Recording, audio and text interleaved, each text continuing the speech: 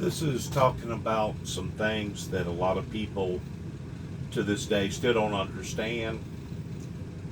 And there's also a lot of people that's skeptical that these things even existed back thousands and thousands of years ago, even though scientists and excavators have proven otherwise.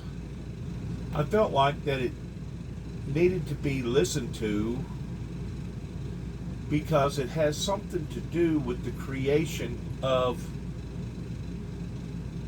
the creator. If you'll listen to it in full perspective.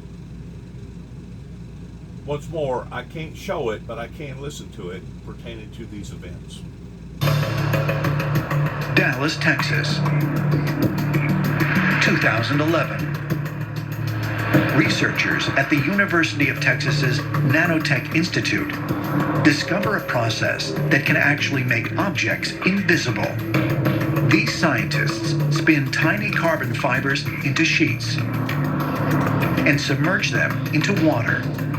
An electrical charge heats the material and changes the way the surrounding water bends light, making an object appear to vanish at the turn of a switch.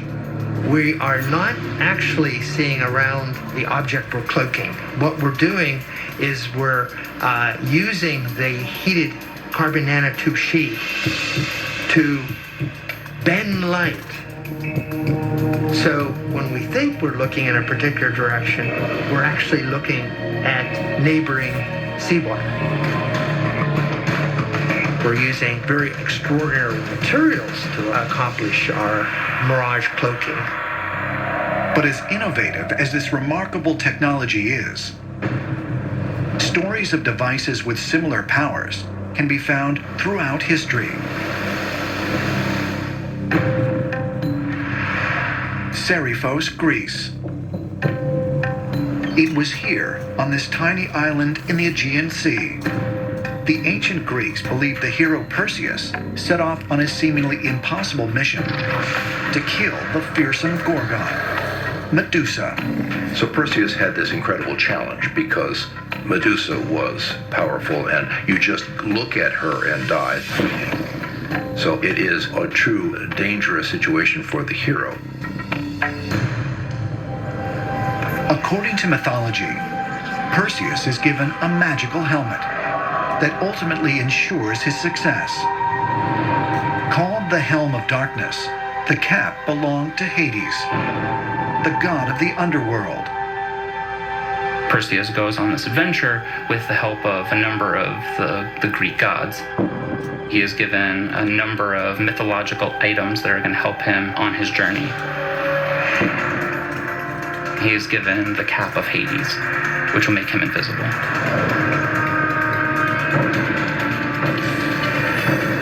He then successfully kills Medusa. And the other two Gorgons try to find him, but they can't see him because he's wearing the Helm of Invisibility. Did the Helm of Darkness really make Perseus disappear? Or might there be another, perhaps more scientific explanation? This could be an ancient example of an advanced technology using the bendable nature of light and laws of physics that we're now aware of to make something that seems to be impossible very attainable, and with a technology that anyone could use if they wanted to. Is Hades' helmet evidence of an alien technology once used in ancient times? And if so, might the tales of other magical devices in the distant past offer proof that our ancestors had access to other, even more highly advanced extraterrestrial tools?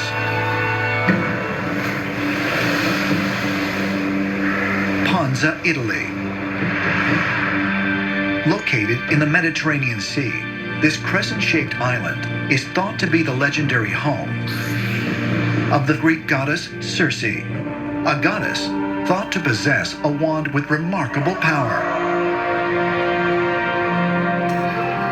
But the notion of a wand as an instrument of magic can be traced back even farther, Back to the very origins of magic itself. The idea of magic comes from the area known as Persia or Iran. This is from Zoroaster, the Zoroastrian traditions and rituals.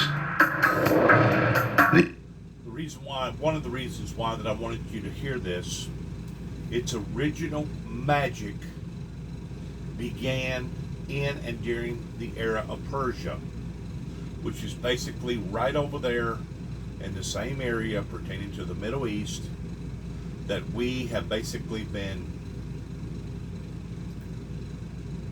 I'm going to use the word bamboozled, in regards towards thinking that we could trust a particular known terrorist entity that is now showing itself to be nothing more than what we already suspected for them to be to begin with. Once more, these evil demonic powers was working in that area so abruptly that you could literally feel and experience their type of influences even thousands of years ago. And to think that we as an American society that's supposed to know better than this have been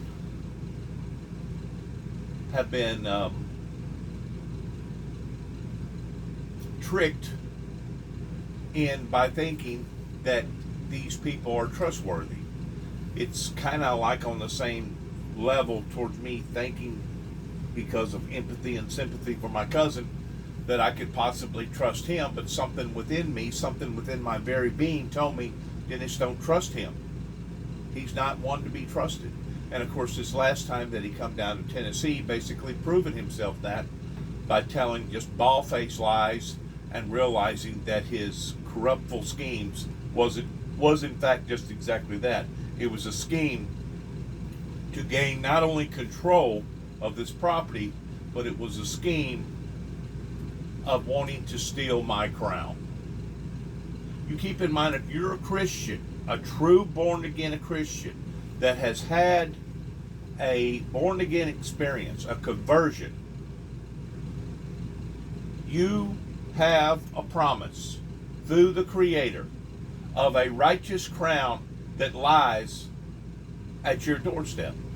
And whenever I say your doorstep, I'm talking about your heavenly doorstep, your heavenly home, your mansion, okay? And you have to be very, very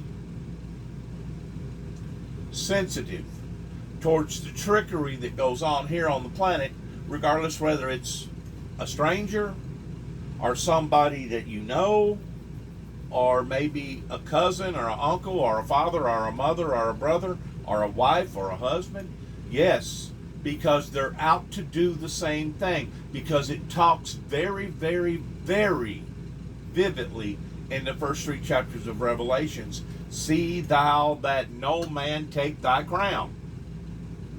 How are they going to try to take your crown? They're going to try to take it by tricking you. They're going to try to take it by stealing it from you. They're going to try to take it by manipulating you. That's how they're going to take your crown.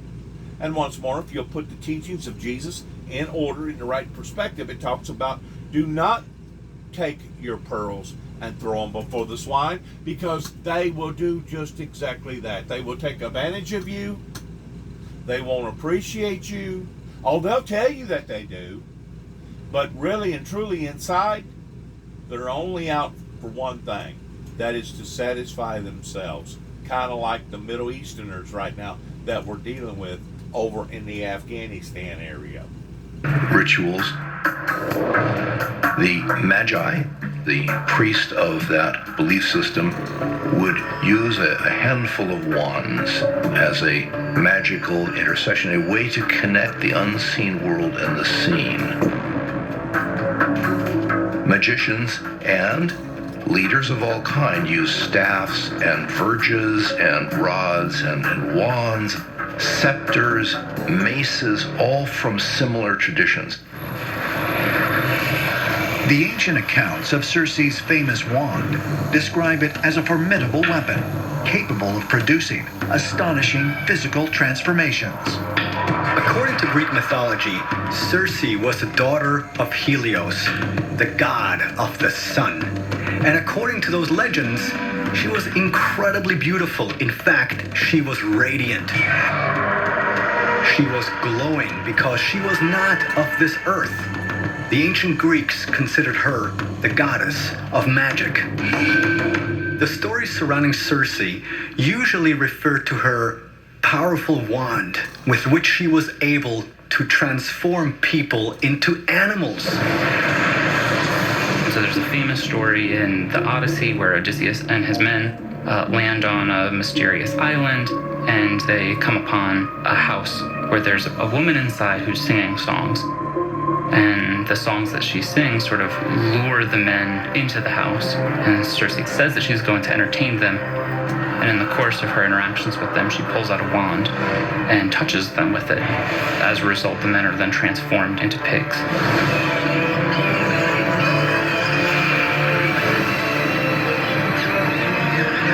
The idea of transformation is fascinating. There was fear in the ancient world that you could be changed into a wolf or some other animal, and then it was imagined that some people with extraordinary powers could do this to you against your will, and that was greatly feared, and a good deal of magical practice was to try to avoid such a calamity. Was Circe's magic wand simply a mythological invention, one rooted in mankind's primitive imagination and superstition, as mainstream scholars suggest? Or might this incredible device have actually existed?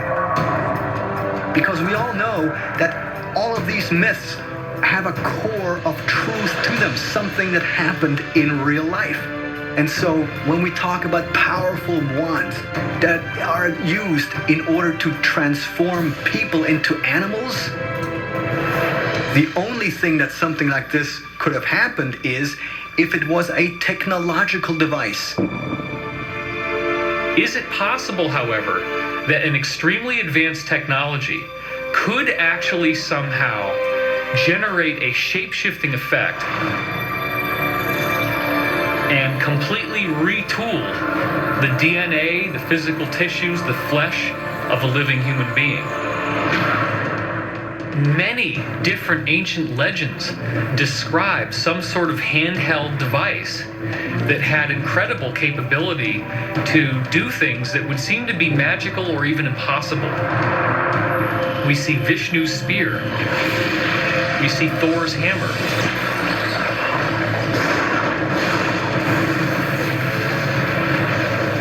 We see Zeus's thunderbolt. This could very well all be examples of a handheld technology that extraterrestrial humans who look like us did possess. As someone who resembles... You may be asking, Dennis, these are things that are really far-fetched pertaining to Greek mythology. They're finding out now that a lot of the mythology is not mythology, but it was actually actuality towards what that they seen, what that they experienced, what that they believed in during the time that they existed. We are now going into various deep parts of the water where various cities have been flooded before the Great Flood, and understanding that this Greek mythology did in fact actually exist, which changes the dynamics of the teachings, that now it's no longer considered a mythology, but the actual scientific proof that they did not only exist, but believe and draw drawings and artifacts and also ancient type of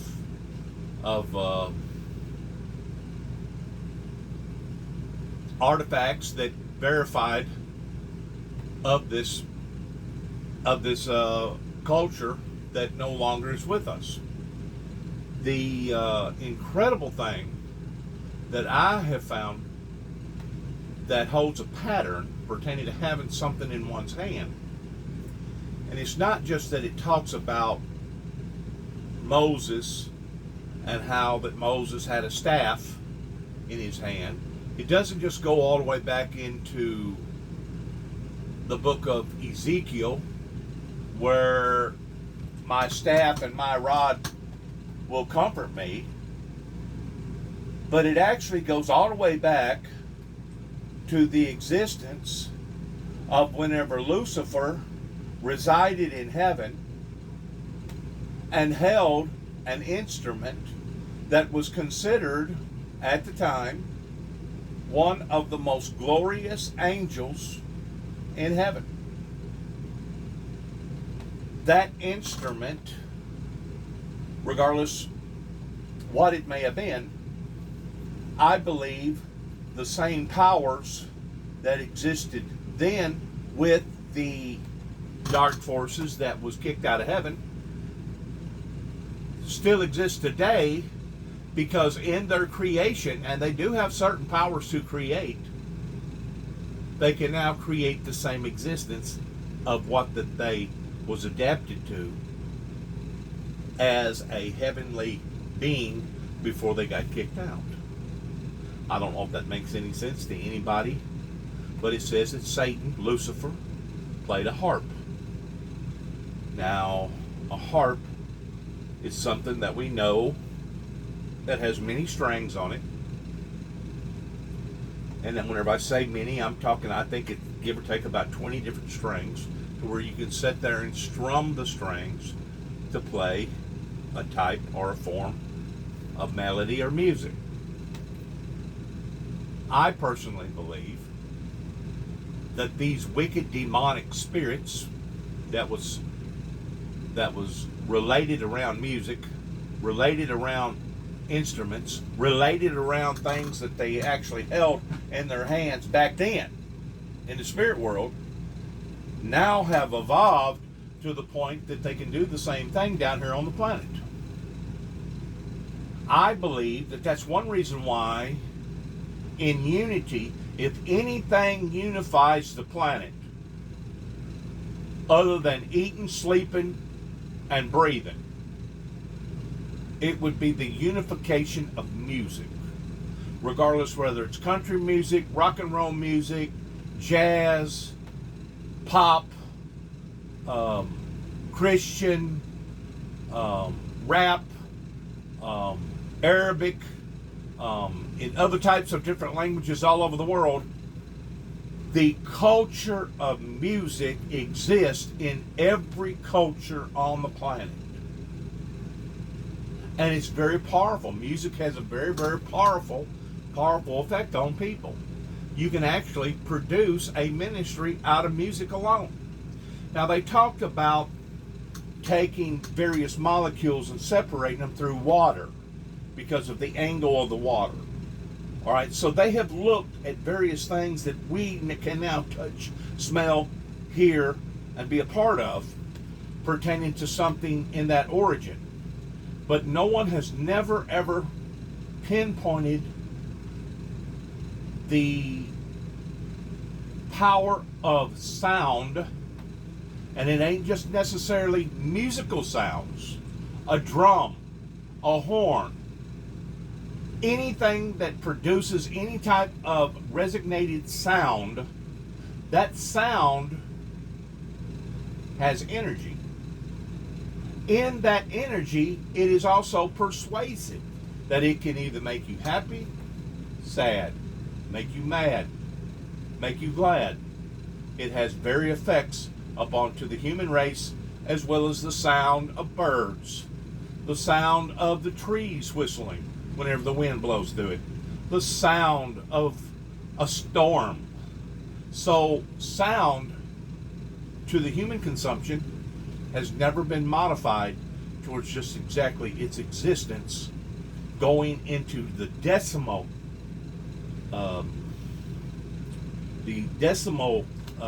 equation towards how the frequencies are low and go high. Let's listen to some more of this. Only on the History Channel. Kantir, the Nile Delta, Egypt, 60 miles northeast of Cairo. Many historians believe that beneath these fields lie the ancient ruins of the lost city of Pyramus. In the 13th century BC, during the reign of Pharaoh Ramses II, this city served as the capital of Egypt, and according to some theologians, was the historical site of the 10 plagues of Egypt, as described in the biblical book of Exodus. We have the story of the Exodus, which is the story of the Hebrew people leaving Egypt. And so Moses is going to be the liberator. He's chosen by God, i.e. Yahweh, to go to Pharaoh and say, let my people go. Moses is told by this angel inside the burning bush that he must go to Pharaoh and convince him to release 700,000 Hebrews. The next thing that most people know is that he's in the court of Pharaoh challenging Pharaoh's magicians. In the very ancient civilization of Egypt, magicians played an important part in the court of the Pharaoh. They protected the Pharaoh from dark powers. They healed him from time to time. They gave him legitimacy with the people. They were vital in the court life in ancient Egypt. The Egyptians had no word for religion. For them, magic was the religion. It was around them. It was part of them. It was the power of their deities. It created their deities. It was a constant force in their life. So to study magic, to understand magic, was to understand the world. They understood how magic really works, how you could use nature and use the power of a human mind to create an effect. According to the biblical account, God instructs Moses to give the Pharaoh a demonstration of his divine power, one that will force him to free the Israelite slaves. In order to help compel Pharaoh, Moses throws down his staff so it turns into a serpent. The Egyptian magicians, they look at that and they go, gosh, we can do this too. All of the magicians throw their rods down on the ground. They all turn into snakes, but Moses' snake eats all those other snakes. And that's the beginning of what we know as probably the greatest magic contest ever recorded. God is equipping Moses to face off Pharaoh and Pharaoh's magicians. It is a literal battle of sorcerers. The confrontation quickly escalates as God proceeds to unleash a series of 10 increasingly devastating plagues on the people of Egypt. In the first plague, Moses touches his staff to the Nile River and it becomes blood. But the magicians are able to do this as well. In the second plague, Moses multiplies frogs. But so can the magicians, although once they do it, they can't get rid of the frogs. In the third plague, Moses brings about gnats, or some think lice. So for each of these plagues, they begin to increase in their severity. And up through the third plague, the Egyptian magicians are able to replicate everything Moses is doing. Not only do they replicate it, but they pass it off as being a freak of nature that basically Moses didn't have nothing to do to begin with. They was trying to convince themselves that Moses was not a liberator for God, and that the supernatural powers that Moses had, they could basically duplicate in various ways. But finally, they have to concede that, this is the finger of God, and beyond this, we can't challenge him anymore. What we're seeing here is very strange. We're seeing a magic competition that God is continuing, forcing a continuance of this. And it eventually leads to the death of every firstborn male in Egypt, which finally ends the entire thing. And Moses takes not only the 700,000 Hebrews out, but generally considered to be between 1 and 2 million Egyptians go with him as well, on what we now know as the Exodus. So what had begun as a battle of magic tricks, turning staffs into serpents, becomes really a horrific bloodbath. That is, as the resistance continues, Yahweh keeps upping the ante. The plagues get worse and worse. Now, these are supernatural events. We don't know how they were done, how they transpired, but the shift in history happened because of the plagues, so magic prevailed.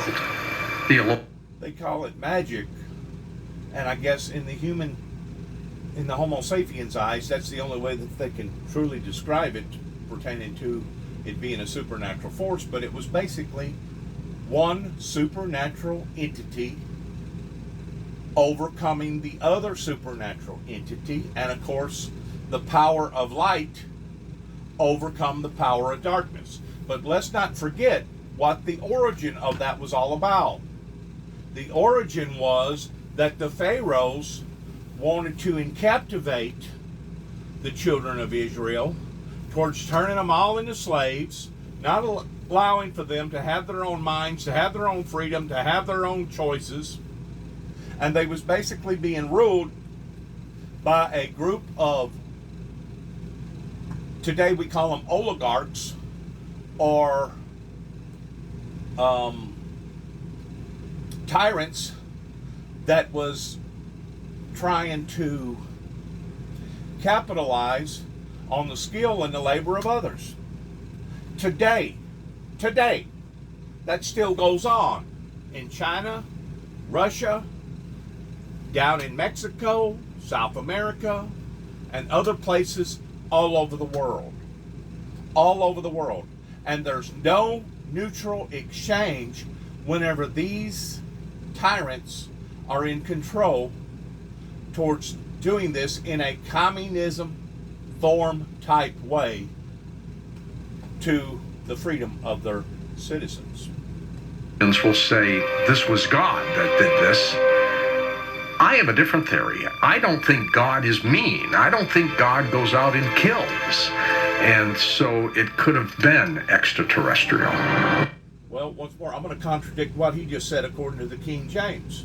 If you'll reread the first 3 chapters of Revelations, it says very, very vividly and very clearly, either way you want to look at it, that God will come back and that he will cast her into great tribulation, those that did not repent, and that he will kill her children with death, and that all the churches shall know that only he and he alone manifests the hearts and the reins of the hearts of man pertaining to who he actually is.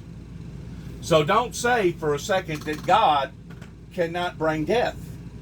Now, in our eyes, death is considered cruel. Death is considered mean, okay? But in Jesus' eyes, during the time that he walked amongst us, he actually looked at death towards a form of liberation from this body to the supernatural body, providing that we've had a relationship with the Heavenly Father and that we've been transfigurated in that transformation form towards becoming born again in a full conversion, that Christ said to weep when they come into the world and basically rejoice and throw a party and celebrate when they leave, pertaining to death. So the human society down here look at death differently here in America, obviously, than they do over in Jerusalem and Israel and the places surrounding that area.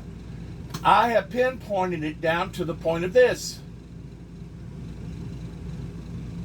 If you are a free moral agent and you've not got any kind of complications and you're basically being treated like a goddess or a king here in America, you've got all the money that you desire, you got nice houses, you've got nice clothes, you still got good health, you've got nice automobiles, and everything is going hunky-dory in one's life, why would one want to become deceased in enjoying the pleasures of the world?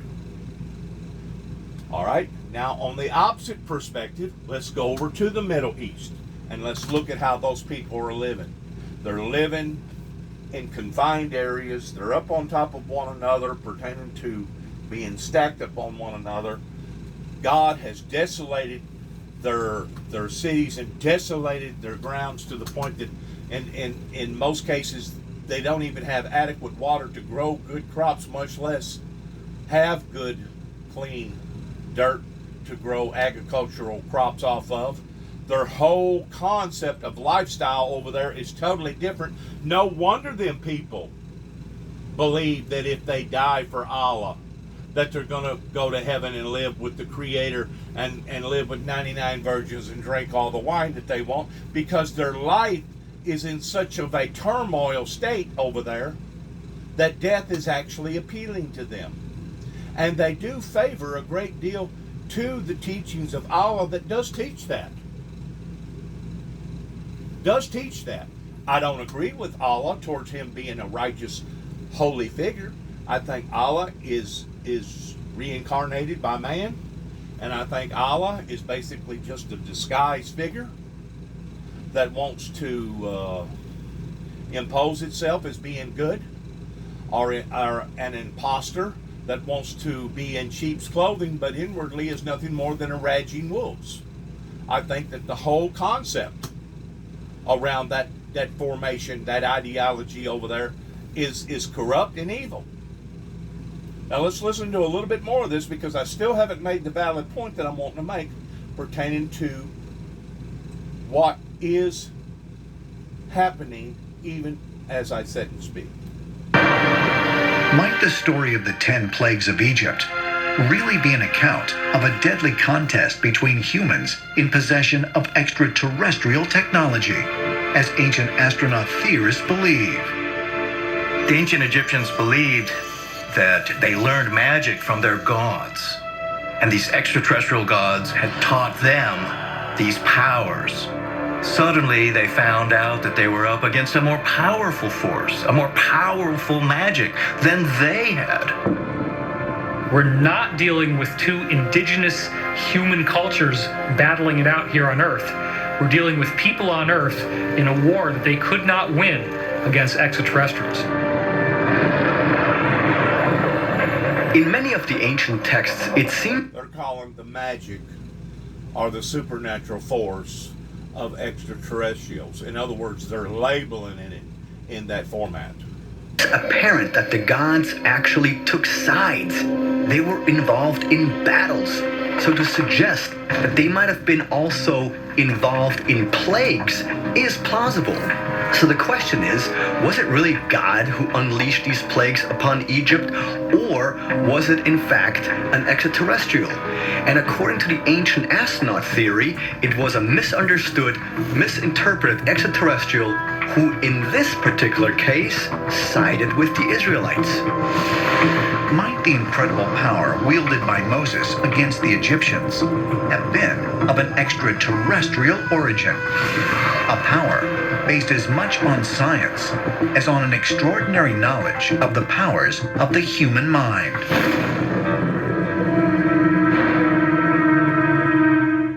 They fought for our future. You can categorize it or label it any way you want to.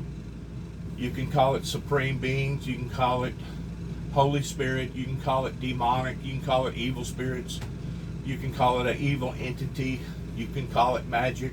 You can label it any way you want to, but the fact of the matter is, we know that these things did happen.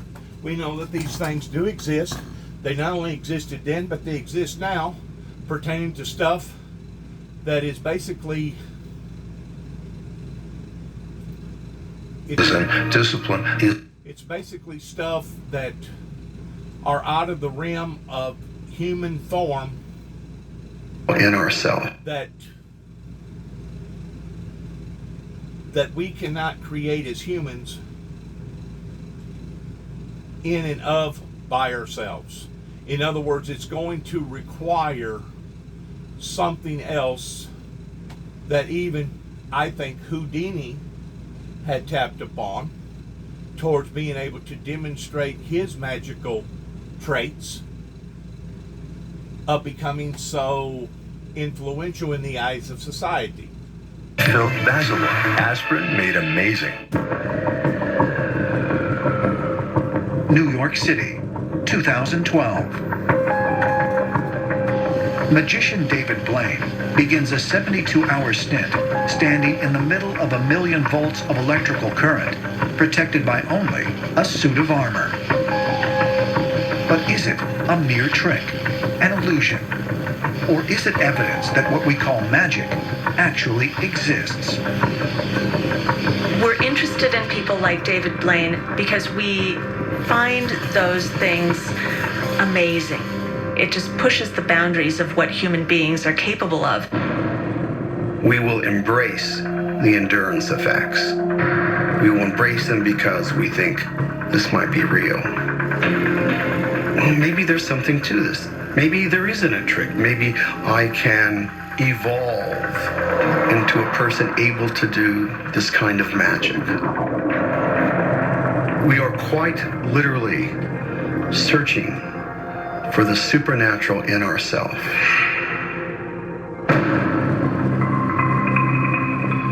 Izu Oshima, 60 miles south of Tokyo.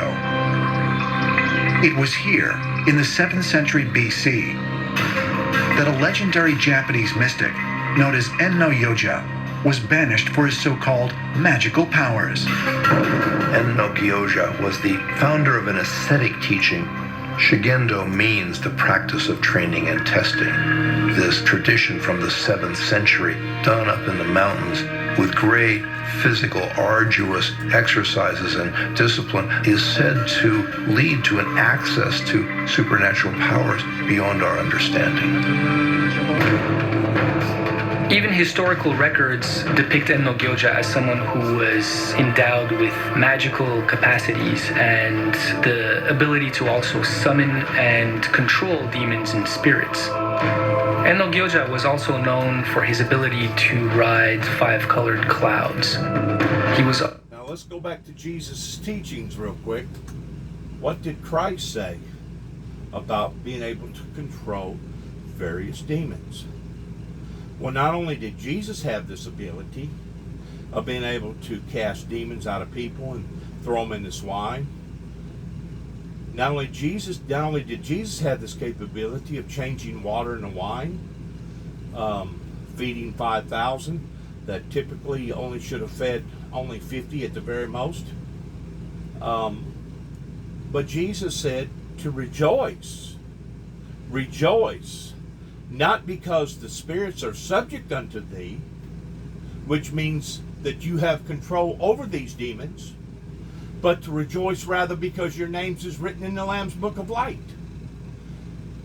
The pure mere factor of any of this, regardless whether you be a satanic worshiper that dibble-dabbles around with dark forces, or you believe in the holy righteous God, and you're trying everything in the world towards living obedient to God, that way one day you'll hear him say, well done. The primary objective to any of this is in your own personal belief pertaining to faith. That's the reason why Christ said that if you have the faith of a mustard seed, you can literally say to thy mountain, be thou removed, and it can be removed. Now, is it talking about a literal mountain? Or is that talking about some sort of a metaphor pertaining to it being a symbolical mountain? Like a medical problem, or a financial problem, or a social problem? I think it's both. I think if you're in touch with God, the creator of this universe, that you can literally have that type of authority over both, literal and figuratively. But once more, you got to have the faith to begin of understanding who and what you're up against and what side of the fences you're on towards whether or not these things are going to truly exist in your life or not. It's kind of like a soothsayer, in which soothsayers are basically palm readers. They're tarot card readers. They're called fortune tellers. That if you're working in the dark forces, in which that's the only thing that passes off in the Bible, of coming from any type of entity would be the dark entity. But it's not that they can actually read into your life towards predicting what's going to happen, or read into your life towards the things that has occurred, but it's rather not they have access to the authority by being able to order the dark forces that will basically manifest the things that they have said in a prediction that will come true. And of course, if they ever persuade you, bamboozle you, if they ever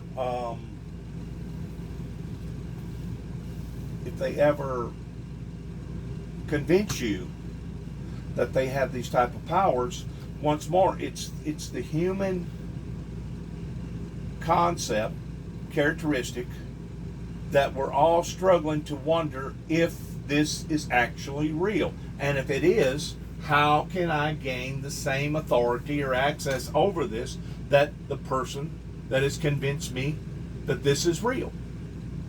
Does that make any sense in what I'm saying? I hope it does, because once more, it's got to do with how you have the ability in your faith of believing what you believe. But it's also got to do with what side of the coin that you're on, because light is always more powerful than darkness. Good is always more powerful than evil. We just got to learn to modify it, and we as humans just got to learn to live by it. And if we don't modify it, if we don't live by it, if we don't watch, we'll be tricked, we'll be bamboozled into thinking that we're not, and the next thing you know, we'll be following after something that basically is evil instead of good, that only is disguised as good. 5 colored clouds. He was also said to be executed a number of times, and every time the executioner's axe landed on the back of his neck, the axe actually shattered to pieces. Still today, we're making ongoing discoveries about the capabilities and potential of the human brain and body. So it's possible that in the stories and legends of Inagyoja, we're seeing someone who was able to somehow access knowledge that was already hardwired into our own DNA by extraterrestrials. Is it possible that ancient magicians, like Enno-Yoja, were able to tap into incredible extraterrestrial abilities embedded within the human body? And might this explain similar feats performed by more modern magicians, like Harry Houdini and David Blaine? Magic appears to be a derivation of extraterrestrial technology. It's the accessing of the human potential, using the technology of the human form. Do ancient accounts of magic really suggest evidence of advanced otherworldly knowledge? A knowledge given to early humans as a means of helping them unlock their own, some might say, divine potential. We are drawn to magic. We need something extraordinary that allows us to transcend everyday life and what we sense as profound limits and frustrations to what we would like to be and like to do. It is both a fantasy release and, to a degree, a bit of a map that we might be able to reach further than we think. We might be able to do more than humans have done before, that we might be more than this. And then, of course, the question is, where did they get this from? Did they develop this on their own? Or was it somehow given to them by the gods? In each occasion, we find that our ancestors specifically state that magic is given to mankind by the gods, by non-human intelligences, by extraterrestrial beings. Did ancient magic really have an otherworldly origin? And was it based not on mere trickery, but on advanced knowledge of science and the powers of the human brain? Perhaps we will discover the answer when we open our eyes to the possibility that what we think we know is an illusion, and what we think is illusion may very well be real.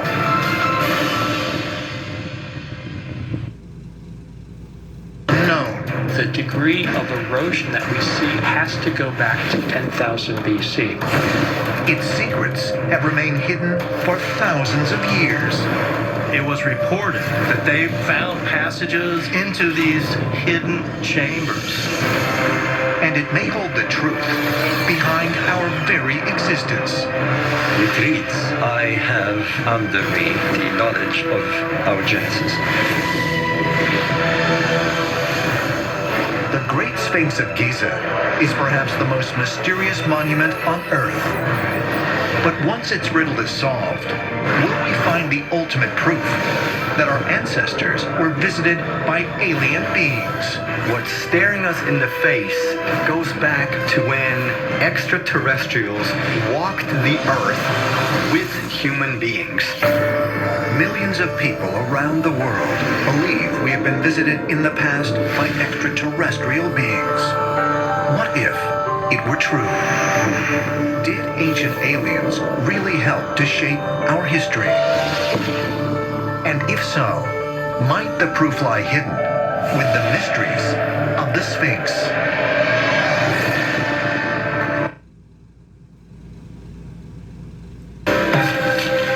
Egypt, 1925. Rising out of the desert sand is a giant stone statue of a human head. For centuries, most visitors to the area believed this was all that existed. But French engineer Emile Barres is convinced that much more lies beneath the surface than even archaeologists are aware of. He begins an excavation to uncover it, and after 11 years of extensive digging, Barres unearths a massive body resembling a lion and reintroduces the world to the full splendor of the Great Sphinx. It is the largest monolithic sculpture on Earth. It must have been quite eerie to be there back then, not knowing a lot about the ancient Egyptian history. Oh, don't think for a second that they didn't know. A matter of fact, it's just on the contrary. They did know.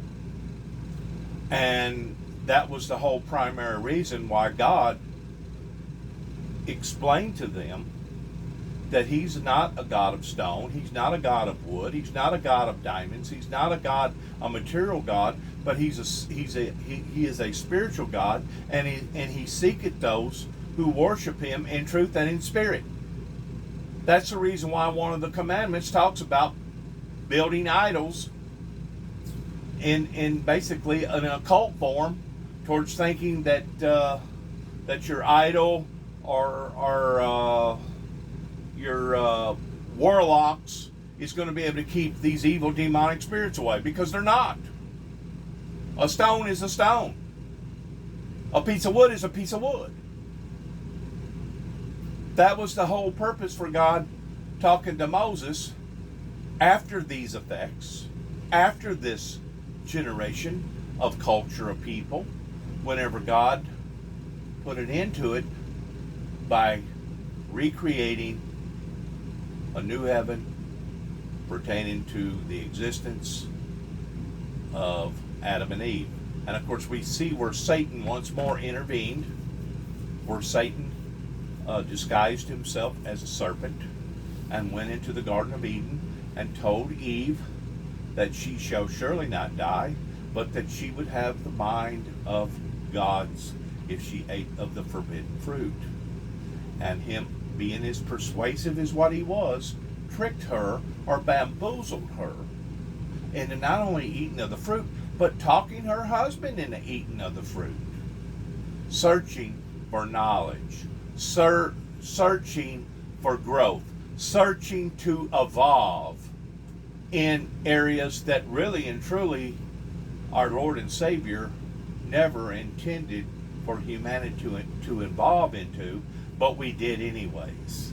We have Satan basically to thank for making us so inquisitive and so curious that now we got spaceships that leave the planet Earth and go into outer space. We can go into innermost parts of the Earth, sometimes 4 and 5 and 6 miles below the water. We have become a bunch of sponges towards wanting to figure out this, wanting to figure out that. How can we dissect this? How can we dissect that? What does this do? The United States government spent ain't no telling us how many millions of dollars years ago towards wanting to know what the humming sound was coming from various deserts and from various rocks. Curiosity is what killed the cat. That's why, to this day, a lot of people don't like cats, is because they're too curious. They have the mind of growth. They have the mind or the concept to be able to evolve. They start out being this, and before it's over with, they've already got your lifestyle figured out towards when you come home, what you do, what you eat, where you sit, what you watch, where you go. Oh yeah, don't think for a second that animals don't have the same characteristics, because they do. Not just in cats, but in a lot of animals. And having this huge structure staring down at you.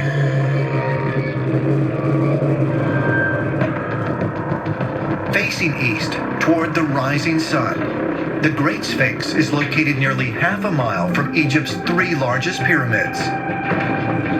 It is carved from a single piece of limestone bedrock and stands over 60 feet tall and 240 feet long. People have asked themselves for centuries, what was the Sphinx for? Why was it built? There is a story behind it, but what is the story?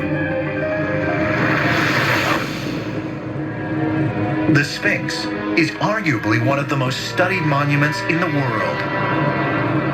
Yet it remains one of the most mysterious. There are no inscriptions on the Sphinx to indicate who built it or why. But most Egyptologists date it to 2500 BC.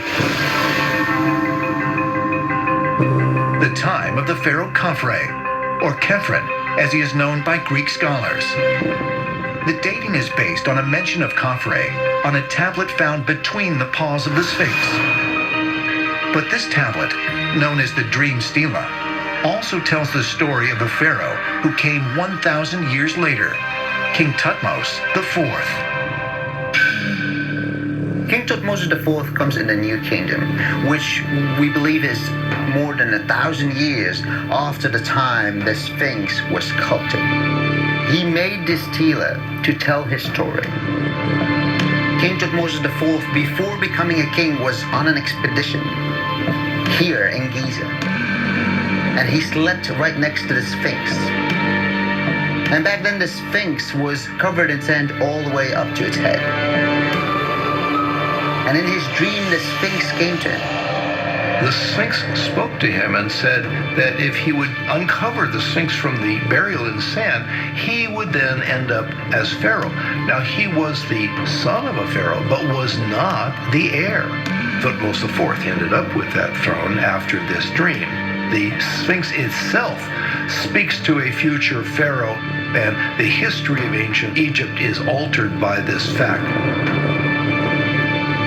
The Sphinx told King Thutmose IV in his sleep, right here in that line, that everything that the eye of the Lord illuminates will be his. He cleared all the sand surrounding the Sphinx, and Thutmose IV then became the king. So the Sphinx kept his promise. If the story on the Dream Stela is true, the Sphinx not only ensured the prosperity of Thutmose IV, but of perhaps the most important dynastic family in the history of the Egyptian Empire. Thutmose IV was actually the grandfather of Akhenaten. Akhenaten was considered a heretical pharaoh.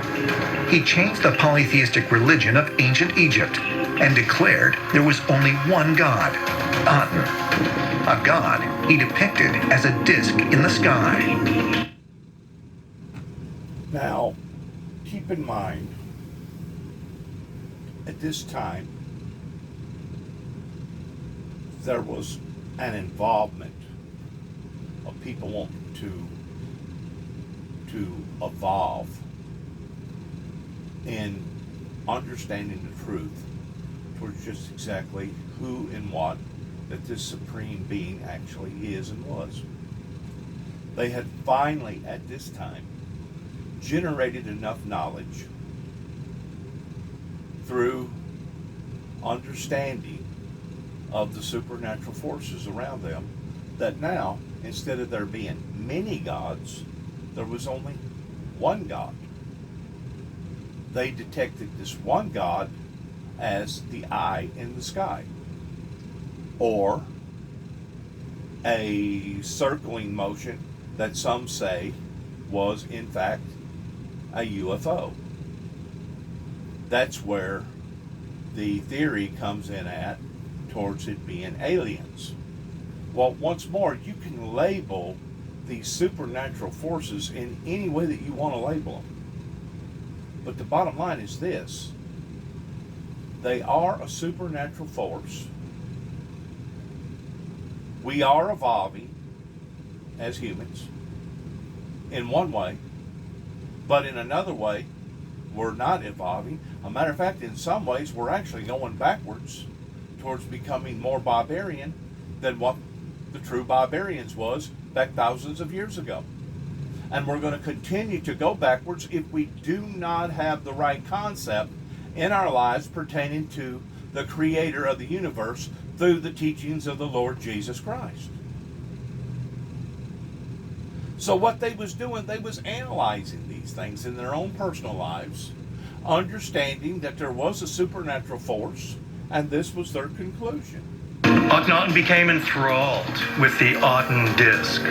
Is it possible that the eye of the Lord and the Aten disk are one and the same, and that they are, in fact, some kind of UFO spaceship that's hovering over Egypt as an eye in the sky and is guiding the Egyptian civilization? Could it be that the eye of the Lord and the Aten are describing the same object?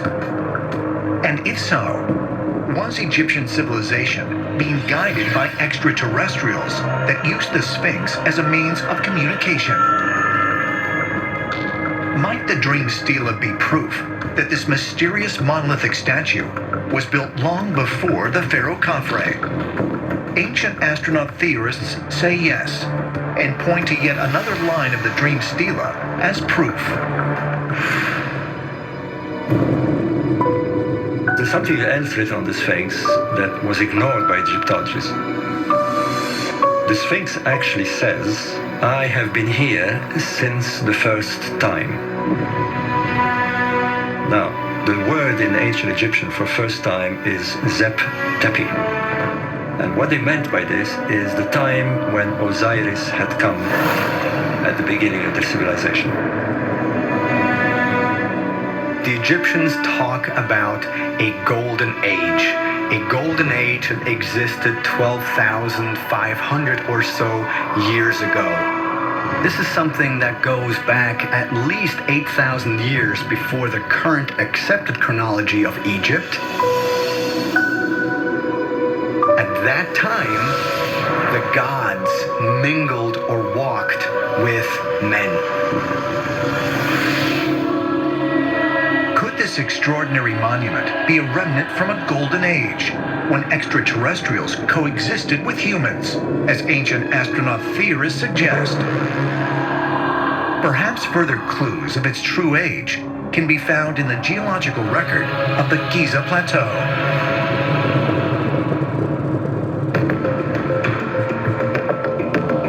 Boston, Massachusetts. Geologist Dr. Robert Schock has studied the geological features of the Sphinx for over 20 years. I looked specifically at the weathering and erosion on the body of the Sphinx, on the walls of the Sphinx enclosure. I saw weathering patterns that were not compatible with the Sahara conditions of the last 5,000 years. Here we have a photograph of the Sphinx on the left side. This is the rump of the Sphinx. This is the wall of the Sphinx enclosure. When you look at this, these are the lines of rock, or the strata, as we say geologically. You can see how they've been weathered out, sort of a rounded, rolling profile. This is caused by rain beating down and running over the rock. And this was very evident to me as a geologist.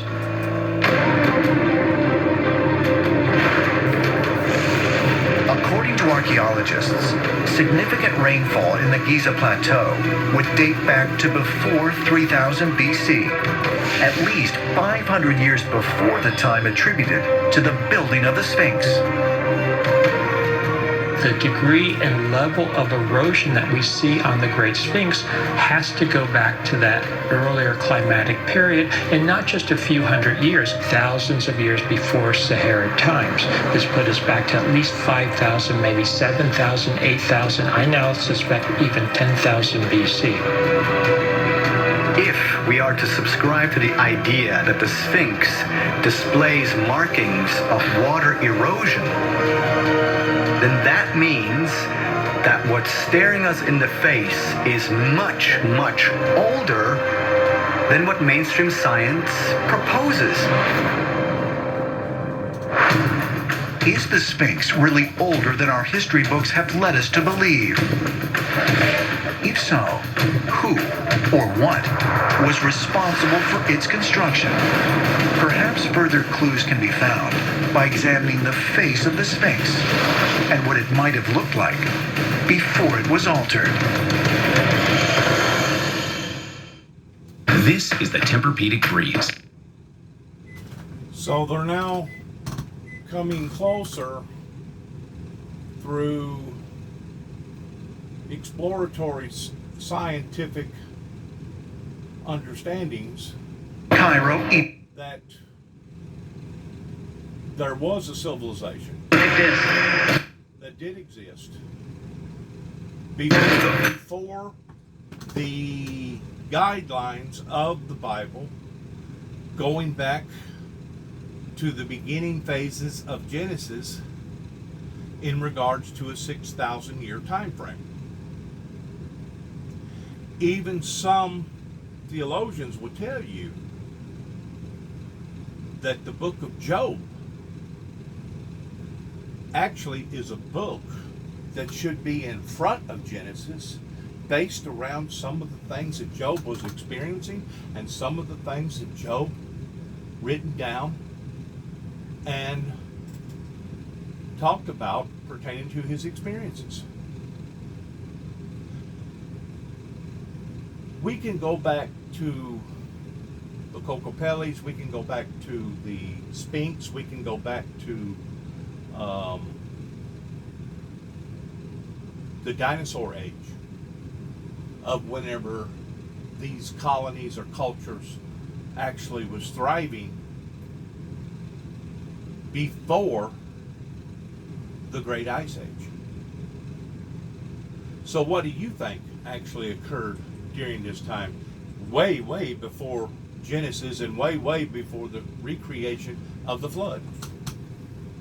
I think that humans down here on the planet was a form or a type of experiment. And I think that God found favor in the human race more so than the dog race or the cat race or the cow race or the horse race or the bird race or the fish race, that he found us to be elaborate. And because of it, he was trying to modify us of a perfect world, of a perfect culture.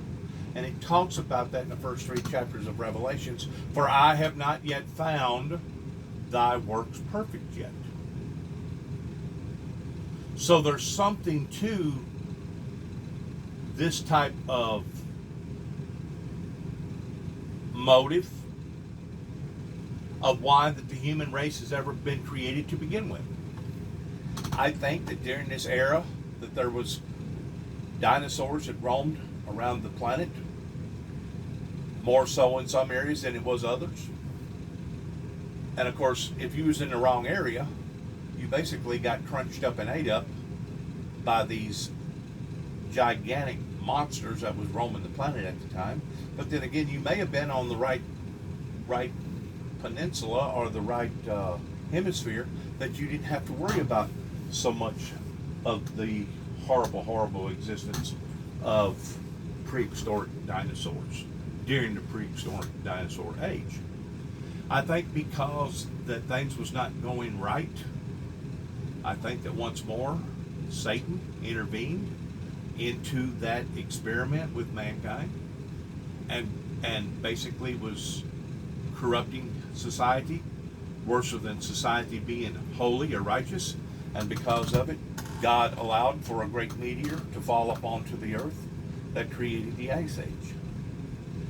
Now, I don't know for sure if they've ever itemized it properly pertaining to just exactly how long the Ice Age lasted, but it lasted long enough that it basically killed out all the big animals pertaining to the dinosaur era. We know for a fact that the dinosaur era existed because we can find artifacts and bones all over the planet pertaining to their existence. So we know that they did in fact exist.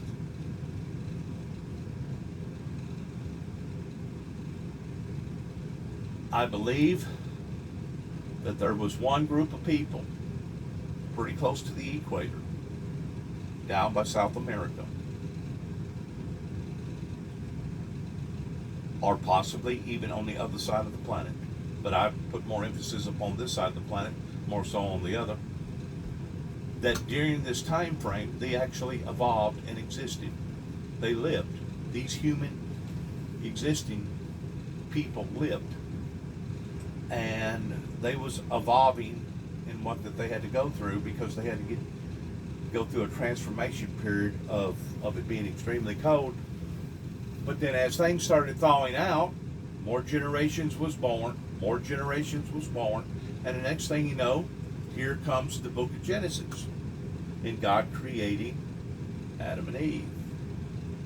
Well, in the meantime, this generation of people that had survived through that era had now migrated from South America, where the equator is, and went due north on boats and landed somewhere around in the Alaska area.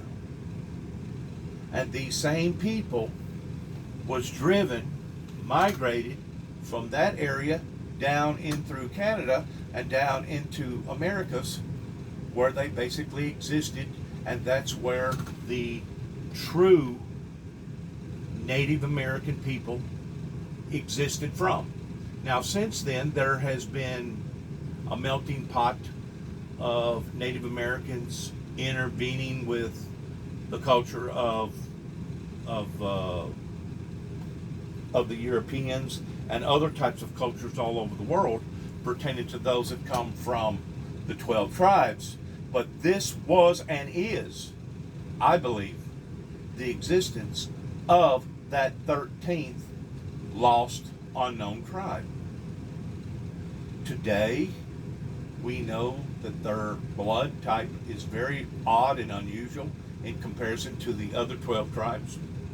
And today we realize that this indigenous Native American people are steadily dwindling and disappearing from the planet. They have evolved through the sequence of interbreeding and going from one culture to another, from one generation to another. They have interbreeded to the fact that they are what they are today. But it still does not ignore the fact of science and history towards where it all began to begin with. Once more, we got proof of the little jubies that run around over in Africa that wasn't but about 2.5 or 3 foot high. We got proof of these other cultures that existed all over the world and that represented similar artifacts pertaining to the eye. And of course, if you look at the eye of the American dollar bill, of the pyramid, where do you think that our ancestors got that concept from? There you go. It come from the same concept pertaining to God, the Creator. That's the reason why that in our pledge, we pledge of an invisible God. Not gods, but a God. People don't understand what America is truly all about whenever you get to studying where we come from and who our beliefs and where our beliefs come from. And of course, we have rectified this through the teachings of Christ, through the Bible. And we understand that Christ was not just a prophet, that Christ was not just a human being that existed on the other side of the pond, but that Christ was in fact God's holy begotten Son that was sent here to perpetuate man from his sins, that we now have an advocate with the Father through the Son, that sitteth upon the right hand of God in the spiritual world, who maketh intercession prayer for us, for if we sin, we have an advocate with the Father through the Son. Just as somebody going through the court of law and them hiring an attorney, their attorney basically becomes their advocate. Their attorney basically becomes that person that they're representing in front of that judge.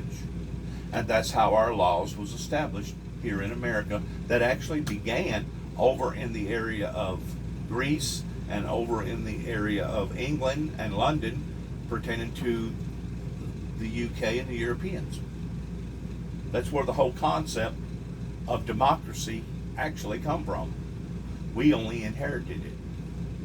Our ancestors inherited that method because if you keep in mind, it was the redcoats that wanted to dominate Americans.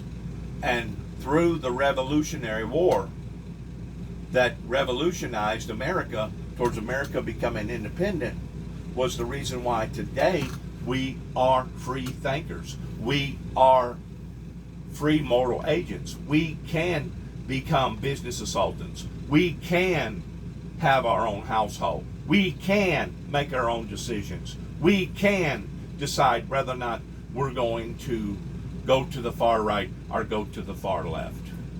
To this day, there's people all over the world that don't have that right.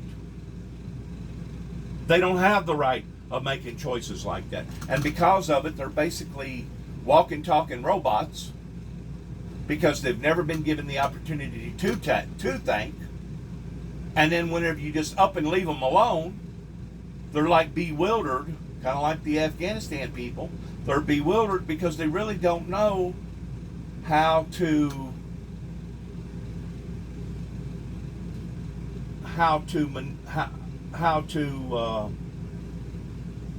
govern their own life, much less govern other people's lives. So then you have the strong arms pertaining to the Taliban that knows how to govern in their way of governing, which is a evil demonic governing system, how that they want to dominate and dictate to the rest of the people, in them losing their liberty, losing their ability to be able to make their own choices. It's one of the damnedest things that I've ever seen towards America spending 20 years on a war and basically not getting the bang for the buck. And this proves it pertaining to the massive exiting that's happening right now and rescuing the people out of that area towards getting them away from Afghanistan, that as of yesterday, our United States military received a hardship upon to itself that for the past 10 years was worse yesterday than what it's been for the past 10 years. Unbelievable. Of how rootless and how barbaric that those people truly are to this day, that come from the same antichrist spirit that you're listening to right now, that's discussing it in terminology such as aliens or spacecrafts, or they're putting labels on it like it was a supernatural being that come from the sky on this spaceship, etc., pertaining to the eye in the sky. What you're listening to is the existence of a supernatural form. And yes, there was not only a battle in heaven, towards heaven kicking Lucifer out because of his barbaric, cruel, insensitive way of thinking, but there has been battles here upon to the planet pertaining to the experiment that these supernatural forces has experimented with mankind. And it's not just the experiment of democracy, but it's the experiment towards us as human beings being able to prosper and make the right decisions towards being perfect, even as our Heavenly Father is perfect. That's the reason why it talks about this in the first 3 chapters of Revelations, towards He has not yet found our works perfect yet. Go back and do thy works again and again and again. In other words, let's get this right. That way, once we have went over that threshold, we can all evolve and go to another level of intelligence, to where God will recreate. He will completely destroy not only the earth, but He will completely destroy the heavens the way that I understand it, and recreate a new heaven and a new earth. I realize that because of our little finite tweeted minds, we cannot grasp towards how big, humongous, and who God actually is. I've actually put our universe in a square box, kind of like the Rubik's Cube. I think a lot of people remember the Rubik's Cube, towards how that you could turn it and twist it. You could make all colors be green, or make all colors be yellow, or make all the colors be red. And I think there's been competition towards who could get all the colors right in fulfilling the Rubik's the way that it was meant to be, towards all colors on all sides. And I think, if I'm not mistaken, the people from China has won over towards winning this competition. I'm thinking that I'm right. It may have been China. But I picture our universe, as we call the galaxies, the Milky Way, as being basically the size of a Rubik's Cube in comparison to the size of a human being. If you'll transfigurate that Rubik's Cube towards it being the universe and you being God, that's basically in comparison to who God actually is, in comparison to what we look up into outer space towards looking at the Milky Way and the galaxies. This is how God has trained me towards me understanding just exactly who this supernatural being actually is. And there is only one true God, pertaining to Him being the captain of the universe, or the captain of the kingdom.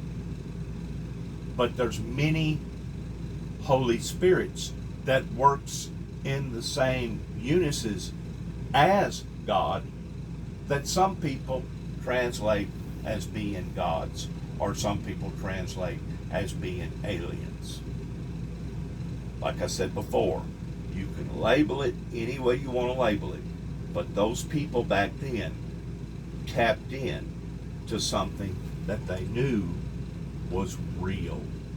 Now, you can call it magic, you can call it powers of the unknown, you can call the powers that Moses had as in being supernatural, but the fact of the matter is, good has always exceeded and excelled over evil, and it will continue to do so. The human race may fail. They may fall to their faces and fail to the point that God has to redesign and restructure us once more again. But God has not failed. It's only been because of the contamination that has come from the evil demonic world that has contaminated mankind, that has caused God to make these type of decisions towards basically starting all over again, starting from scratch. I guess that would be the primary word that I'm looking for. In other words, it would be like trying to figure out a jigsaw puzzle, and all of a sudden you're getting frustrated because you couldn't figure out the jigsaw puzzle properly, and you're just ripping and tearing the page up, and you start working on another jigsaw puzzle. Basically the same thing. We was put here in retrospect towards a grand design that God had chosen above and beyond all other species upon the planet. We, as humans, as Homo sapiens, should take advantage of that. And we should not waste our opportunities, nor waste any precious second or minute or hour that we have upon the planet. Because once our works is done according to Christ, and we enter into darkness until the resurrection, you're only allotted a certain amount of time to establish your works here upon the planet, and hopefully your works are good and not of evil, because we will be judged. We will be judged by every iota, by every tally. We will be judged by our works, just like these people that existed back then, that built all these structures, that had these grand designs. They will be judged according to their knowledge, according to what they knew, according to what they done, according to whether or not they was cruel and indifferent, or whether or not they was kind and pleasant to be around. They will go through the same judgment as we go through, because the Bible says that even the dead in the sea on the final judgment will be judged. And that's whenever Lucifer will be loosed into Gog and Magog, and that's whenever those that follow after him the final and last time, after being deceived, after being bamboozled, will basically enter into their final stage, which will basically be total torment in the non-existence of their existence. And of course Satan, Lucifer, the Antichrist himself, and the angels that followed with them, that will be held to a higher accountability above and beyond humanity, will be thrown into a lake of fire, hell, a place of torment, where they will burn forever and ever and ever. We need to stay focused upon the things that God intended for us to stay focused upon, and not be distracted, because that's exactly who Satan is. He is the author of confusion. What is confusion? It's a distraction. Okay? He's also the author of other things that is manipulative in the format of confusion. And he is the father, according to Christ, of not only a liar, but a murderer. For Christ at the time, whenever he was walking and talking amongst us, said that they hated him for no reason. And if these evil demonic spirits took it upon to themselves to hate Jesus Christ, which was the anointed one, they're going to do the same towards us who are born again, who has went through that true conversion. I have narrowed it down because of the expansion of involvement and the expansion of our knowledge, that there was a reason.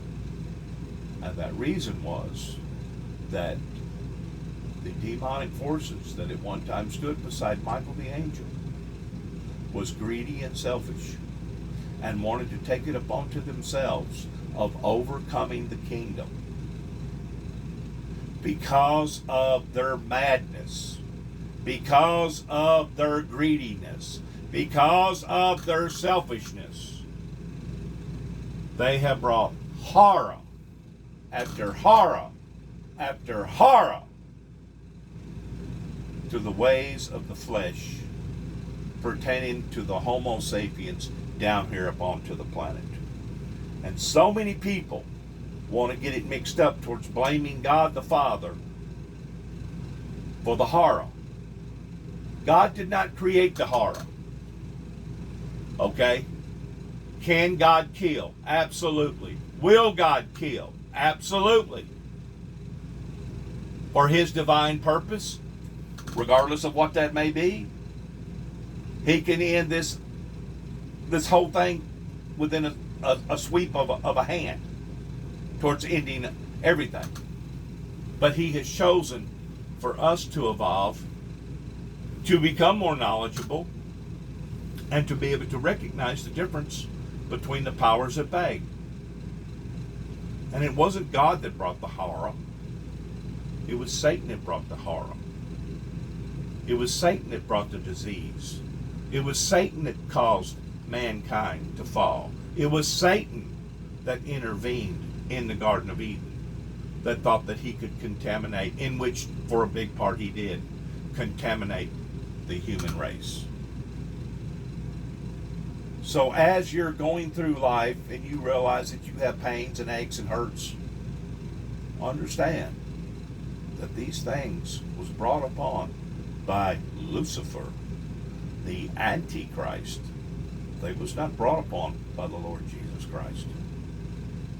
We're going to listen just to a little bit more of this. I hope that you have found pleasure in listening to this and in understanding the depths of knowledge and wisdom, even as the ancient pharaohs studied with the Aztecs and with their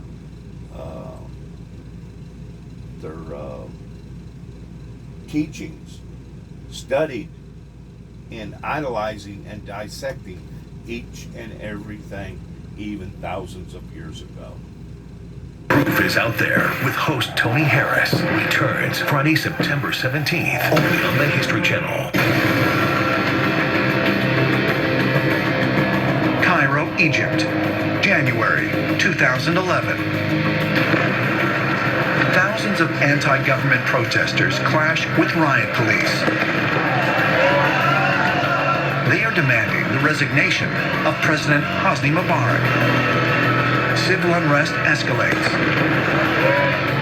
leaving hundreds dead and thousands injured in the wake of the Arab Spring. Just 8 miles away, the Great Sphinx bears silent witness. For thousands of years, and through numerous conflicts, the monument has remained unscathed, except for the loss of its nose. The nose was broken. Many people accuse Napoleon of doing that, to take pot shots with his cannons, but in fact, it was done long before. A Muslim ruler in the Middle Ages decided that the Sphinx represented a guardian of the underworld, that he was a type of demon and that he was dangerous. It was believed that he might... Kind of like how the neighborhood around here wanted to categorize myself pertaining to the teachings that I've been involved in now for 30 plus years. How that they wanted to categorize me as me being a demonic figure, some sort of a evil entity. Once more, confused because of being superstitious, confused because the very entity that they're being guided by has caused this type of confusion in their minds, towards not being able to recognize the difference between light and darkness, not being able to recognize the difference between good and bad. Once more, what did Christ say? Jesus said that if the blind lead the blind, where shall the blind lead to? They both shall be in the ditch. And he done this, he talked in parables to try to teach us to get out of the darkness so that we would follow after the light. Been some kind of dark god, and as a result, the Sphinx was vandalized. After many years of study, evidence of just who the face on the Sphinx belongs to remains circumstantial and is debated by researchers. Most scholars attribute the face to Khafre, the pharaoh they propose built the Sphinx. But ancient astronaut theorists claim that the Sphinx was not built by Khafre, as mainstream historians suggest. They say that the Sphinx predates the age of the pharaohs and propose that the true head of the Sphinx has not been seen for thousands of years. Many people have suggested, including scholars, that the current head that's on that massive body is way too small for it to be proportional to the body. Because it was reshaped, recarved at a later date. If you think about that for a moment, that's highly fascinating, because what did that thing look like in its original form? It has been suggested that perhaps originally it was the face of a lion, or the head of a lion. I think there is an argument that the head of the Sphinx was a full lion's head. And I think that there is power to the theory that the Sphinx actually represented the constellation of Leo.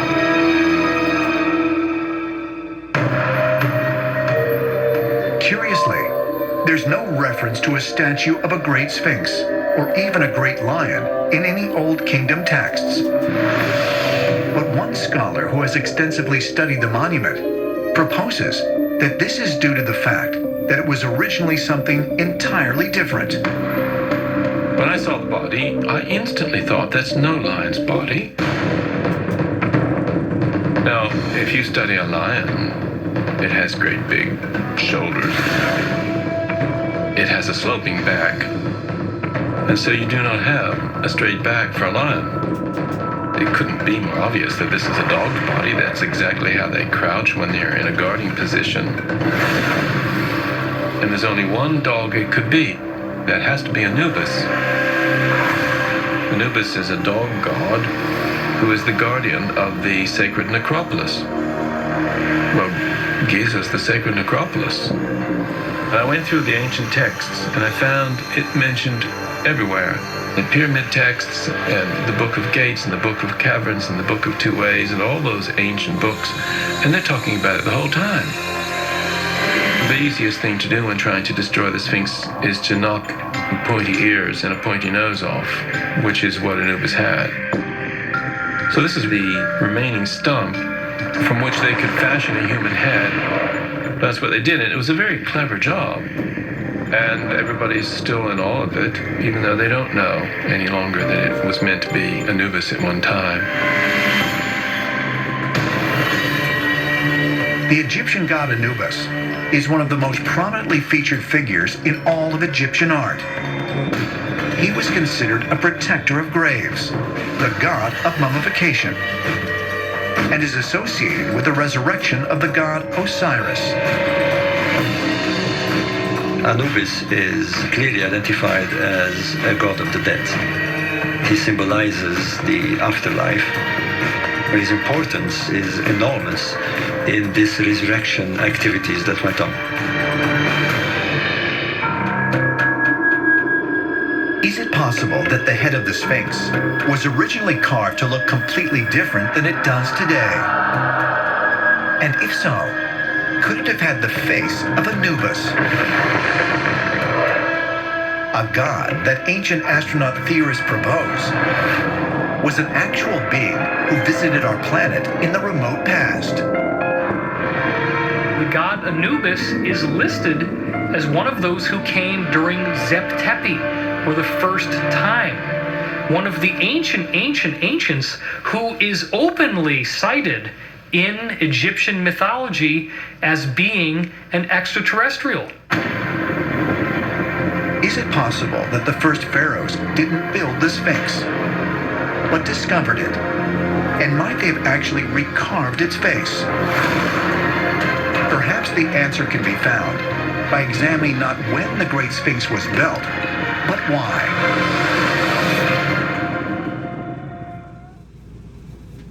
They fought for our future, put others first.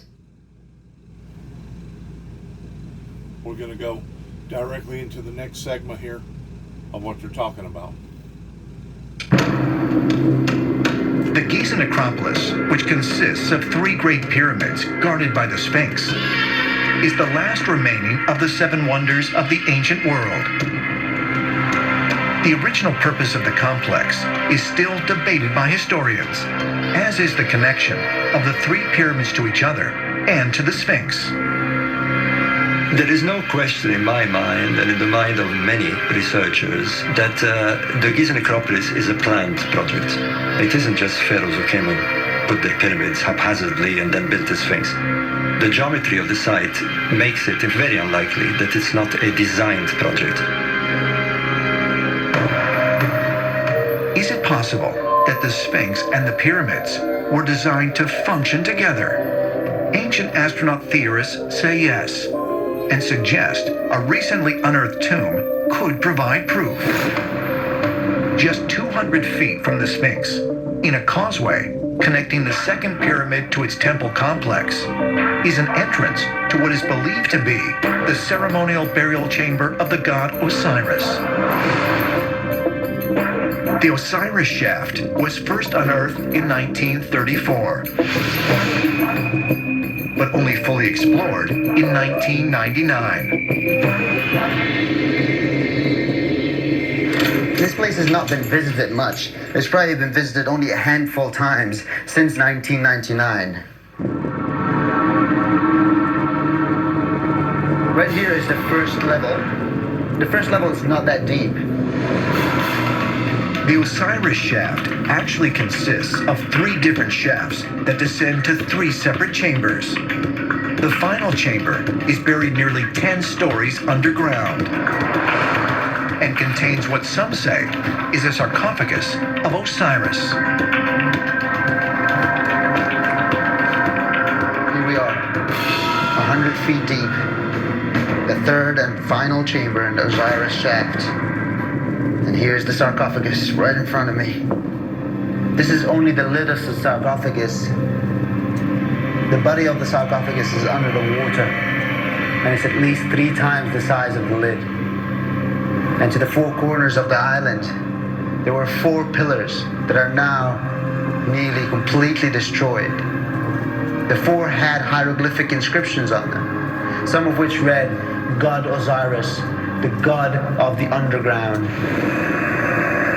While most scholars believe Osiris to be a mythical being and his tomb merely symbolic, ancient astronaut theorists suggest that not only was Osiris real, but this 9-foot sarcophagus offers evidence of extraterrestrial intervention in the remote past. The word sarcophagus means flesh eater. And this is like a giant black box. Flesh and blood being goes into the box, is sealed in it. The box consumes them, and the body disappears. The idea of a sarcophagus that has no actual mummy or body in it suggests the possibility of teleportation and the possibility of the transmutation of the physical body. It is a suggestion, perhaps, that those who built that monument, those underground rooms, could completely portal out of our reality entirely.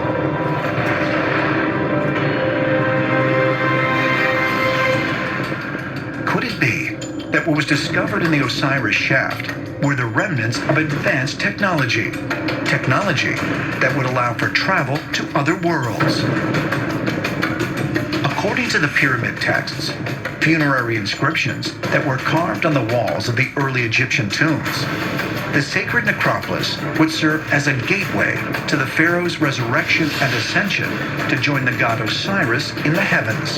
The foundational premise of ancient Egyptian myth is that Osiris came from the stars, and that when he was resurrected, he went and dwelled in the star system Orion as a celestial being. The ancient Egyptians clearly described the Great Pyramid as a resurrection machine, as a teleportation device. The Sphinx functioned as the gateway. Egyptologists have always assumed that the pyramids in Egypt were tombs for the pharaohs, and yet no pharaoh or Egyptian dynastic mummy was ever found in a pyramid in Egypt. A number of researchers have recently maintained that the Great Pyramid and some of the other pyramids in Egypt are actually these very sophisticated power plants. You have to wonder if the pyramids themselves were created to generate tremendous amounts of energy that was needed to open the stargates. And this was part of the resurrection scheme.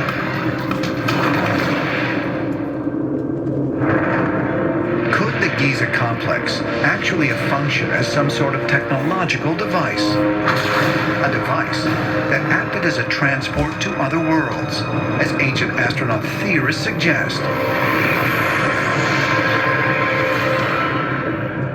Perhaps further evidence of such a connection can be found by examining the precise alignments found on the plateau. Archaeoastronomical analysis has revealed that the position of the three Great Pyramids seem to be mirroring the three belt stars of Orion. There's two bright stars and a third dimmer star, which is offset a bit to the left. Now, the odd thing is that even though the correlation is very, very clear to see, the angle that the stars make in the sky is much sharper than the angles of the pyramid. And there is where, after many years of studying this, I decided to take the leap of faith. Was there a time when the stars would be exactly how we see them on the ground? The Great Pyramid contains within it several shafts, one of which forms a 45-degree angle toward the sky. Bauval was able to calculate the historical movement of the stars to determine the date when the shaft would point directly to the belt stars. Amazingly, when I did this, what we had was the full set of monuments locking to this date of 10,500 BC.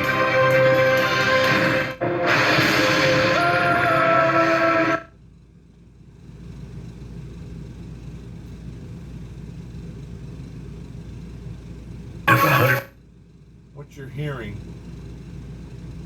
Was there? Both towers took. What you're hearing is a theory. What you're hearing right now in the latter part of this segment is what somebody has put together towards describing the reasoning in behind the pyramids. I can't verify whether or not what they're saying is accurate or not, because I have to keep in mind that the God that we serve under, all things is possible, and it may have been possible that a group of people thought that they had tapped in to something that was justifiable in what they're talking about right now. 10 years to build and 10 seconds to collapse. My other brother just exploded. I see nothing but smoke. As part of our history, we as a nation must always remember. I thought I'd throw that in there pertaining to the anniversary of 9/11, the 20th year anniversary that is fixing to come up just within the next couple of weeks in regards towards 9/11.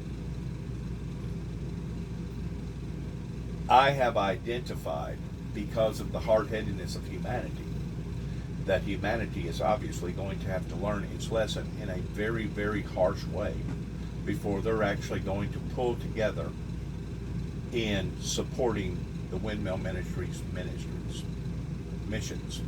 The Windmill Ministries missions.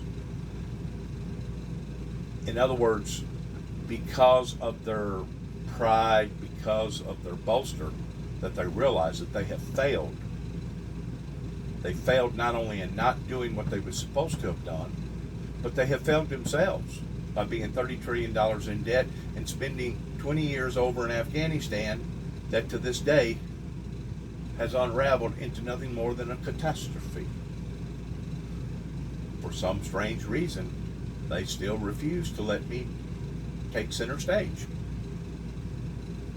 This is the only reasoning in behind that I can think of, is the fact that they are a boastful pride people with egg on their face now that refuses to do the right thing. So because of the works that I put out to the general public, regardless whether it be on Facebook or YouTube or whatever other platform that I decide to use, I understand and identify that the things that I do today may not be recognized until tomorrow. And because of my depleting health and because of the way that they have poisoned me up in Kentucky, pertaining to Judge Woodall in Trigg County, Cadiz, Kentucky, just this side of Hopkinsville, Kentucky, I very well, and this may be my fault for not having the faith, but I very well may not be able to fulfill that in which what I know that God had chosen me to fulfill going all the way back 30 plus years ago. For some reason, these Americans didn't want to defeat evil. They didn't want to defeat rapes. They didn't want to defeat laziness. They didn't want to defeat murders. They didn't want to defeat drug addicts and drug lords. They didn't want to defeat the stupidity that now millions and millions of people all over the world have been purposely directed into the wrong direction. For some reason, they did not want to not only defeat the spiritual Satan, but they wasn't going to allow for me to defeat the physical Satan. Once more, they had put me on a pedestal in their minds and in their hearts that I was an evil demonic source. That I was the bad guy. That I was the evil one. And they done this out of fear. They done this out of self-motivation. They done this out of stupidity. They done this out of various reasons. But the bottom line is this. This damage that they intended to go towards the founder of the Windmill Ministries has now been reversed. And now the very damage is going back to them. And if it's not going back to them directly, it's going back to them indirectly towards watching their cousins and their nieces and their nephews suffer. Now they're becoming drug lords themselves and aborting children and their marriages being torn apart. But yet no, I still cannot get the betterness of humanity towards a good person can make a mistake, but a better one will admit it. I still cannot get that truthfulness out of this particular region or this particular area over here in America. And because of it, I'm watching the slow motion train wreck happen right in front of my very eyes. And it's not just the train wreck that I'm seeing with Afghanistan. It's not just the train wreck that I'm seeing down on our southern borders. It's the train wreck that the church establishment did not get in line with the trueness of God towards biblical Bible prophecy that now everybody consequently is suffering on account of. Sad. Virginia Beach, Virginia, 1932. American psychic and healer Edgar Cayce, known as the Sleeping Prophet, gains worldwide attention by remotely diagnosing illnesses in patients located hundreds of miles away with an astounding degree of accuracy. He could diagnose people's physical problems. He could tell you what's in a book. He could find something at a great distance. He could even read the Akashic Record, the Book of Life.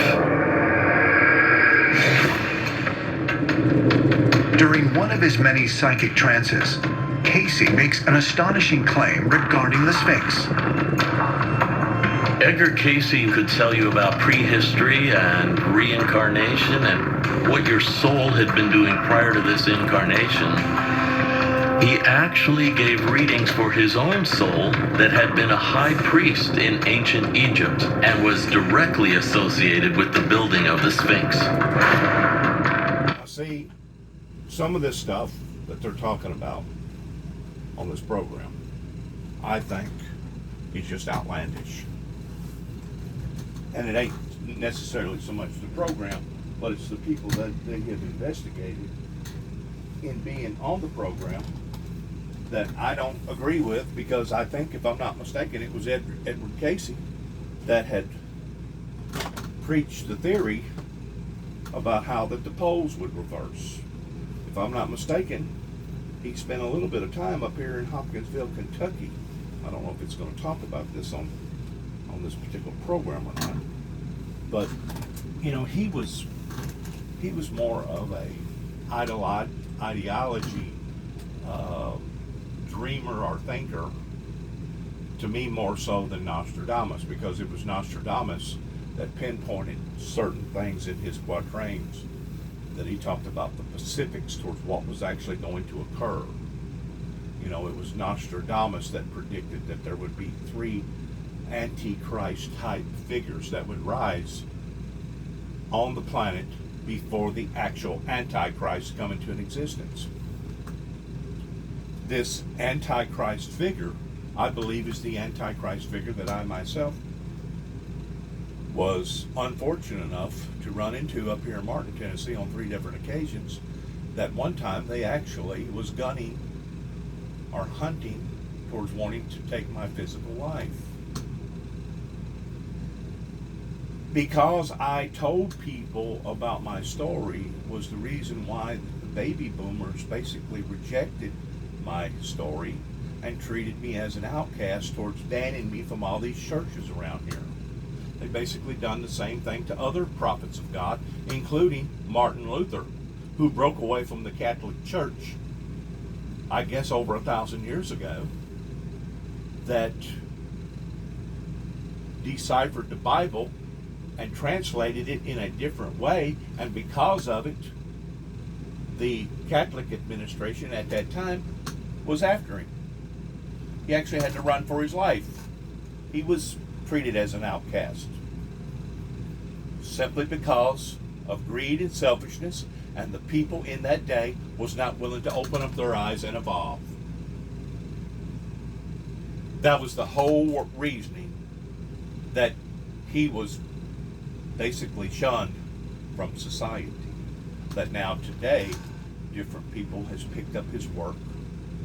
They have listened to the things that he taught, and they have come to the conclusion that he was in fact a righteous man, and that the things that he had interpreted was in fact more right than wrong.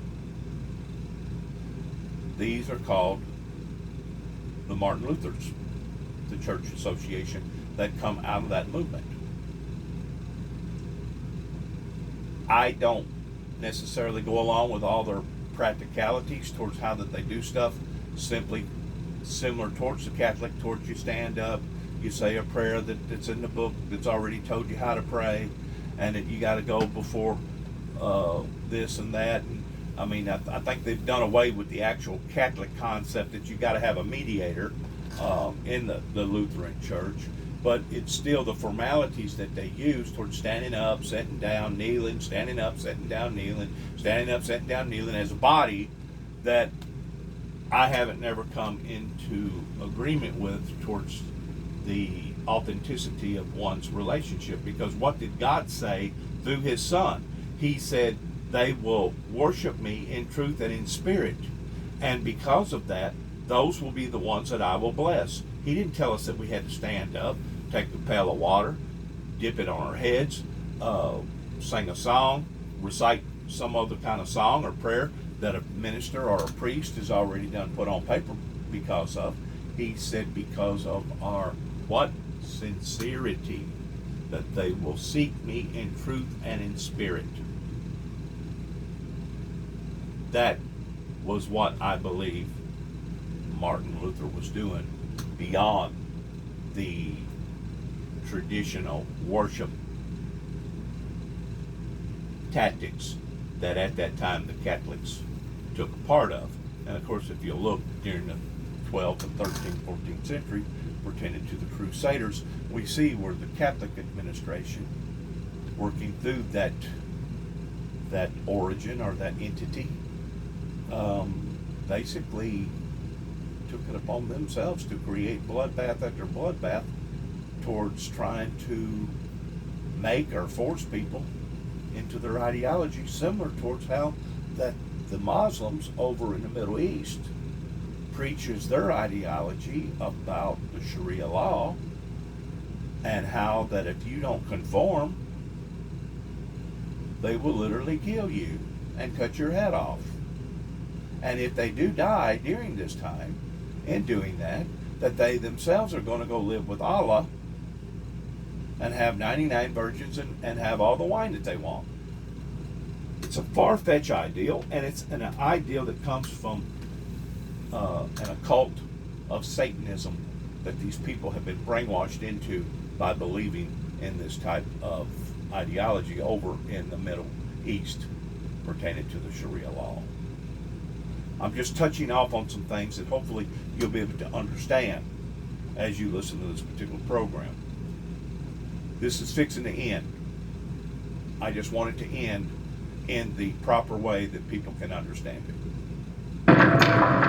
Edgar Casey had in his readings a statement that the Sphinx and the pyramids were built in approximately 10,490 BC.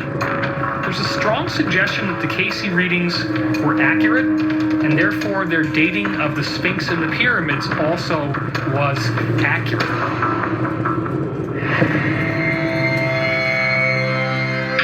Up until his death in 1945, Casey gave dozens of readings about the Sphinx.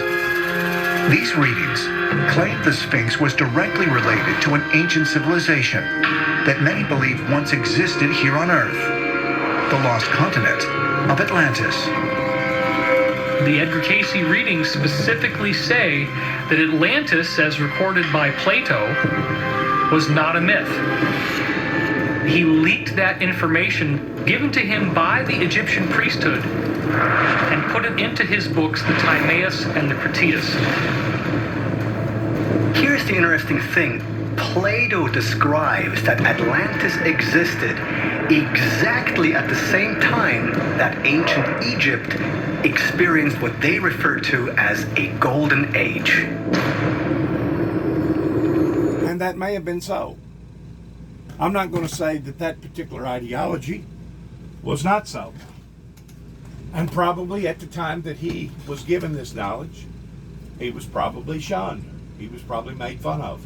And maybe that's the reason why he moved from Virginia over to the Kentucky area. I don't know. I don't know the whole story behind Edgar Casey, but I do know that he was supposed to have been a prophet, and I do know that he was supposed to have predicted the changes in the laws. Perhaps further clues to this connection can be found with yet another Casey prophecy regarding the Sphinx. Casey dreamed that under the right paw of the Sphinx there was a chamber at a very specific place that apparently hold the Hall of Records from the lost civilization of Atlantis, which Casey felt he was a direct part of. When Atlantis was sinking, the Atlanteans were aware of the importance of saving these records.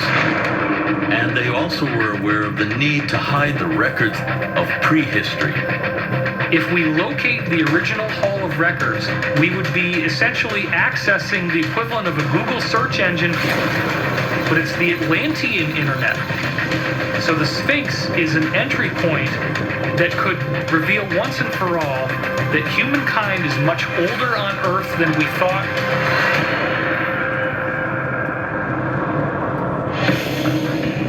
The Giza Plateau, 1978. 45 years after Casey's reading, the Edgar Cayce Foundation initiates the Sphinx Exploration Project for the sole purpose of locating secret chambers under the Sphinx that may lead to the Hall of Records. They were allowed, amazingly, to drill holes under the Sphinx to detect this possible chamber. They drilled 8 holes. Unfortunately, nothing of certainty was found. They were stopped at the last minute. Apparently, they were very close, they felt, by the Egyptian army. We did find anomalies beneath the Sphinx. Now, these could be chambers, not just cracks or caves. Edgar Cayce prophesied that in the future, and in the relatively near future, we would discover the secret chamber of the Hall of Records. Is it possible that there are, in fact, secret chambers underneath the Sphinx? And if so, could they be hiding the hidden records of a lost civilization?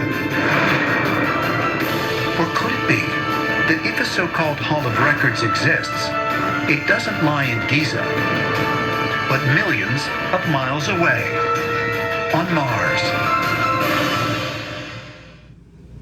I'm going to end it right there because of their far-fetched ideologies.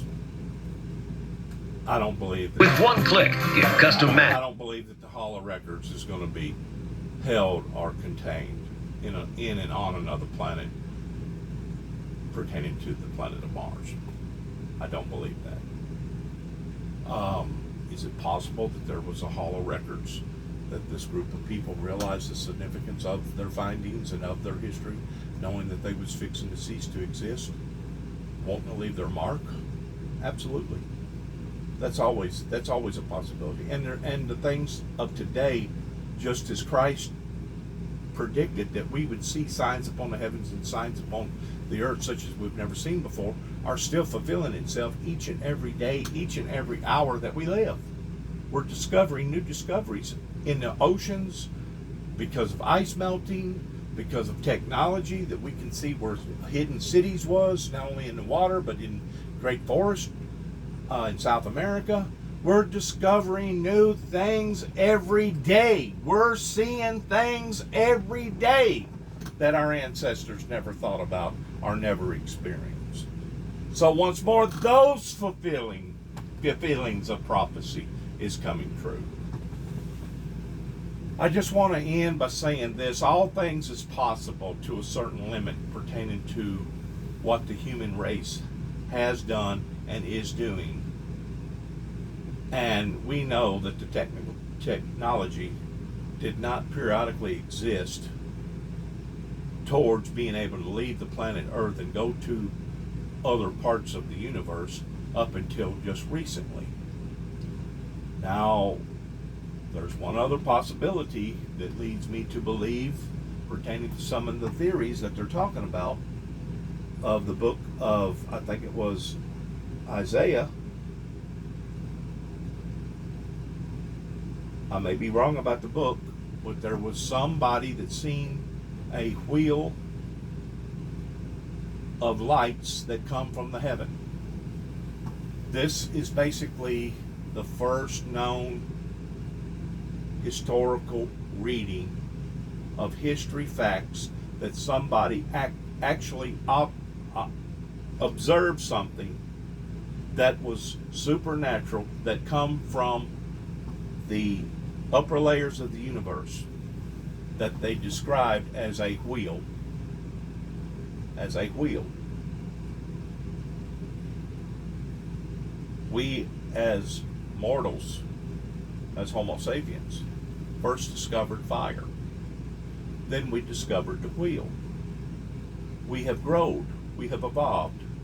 We have learned things that we didn't know before that now exist. it's always possible that the things that they are discovering today will dictate and dominate in the direction that we go to and towards in the future. I want to say thank you for listening to this particular segment that has come from this particular station that I thought that you would find to be attractive and influential in regards towards talking about things that ordinary people just don't talk about.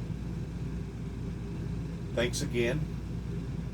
I want to say good luck to all of us as we end our program in saying shalom. God bless you, God bless America, and may God bless our troops in how that we evolve and how that we learn to treat one another in the appropriate manner that our Heavenly Father intended for us to treat one another in.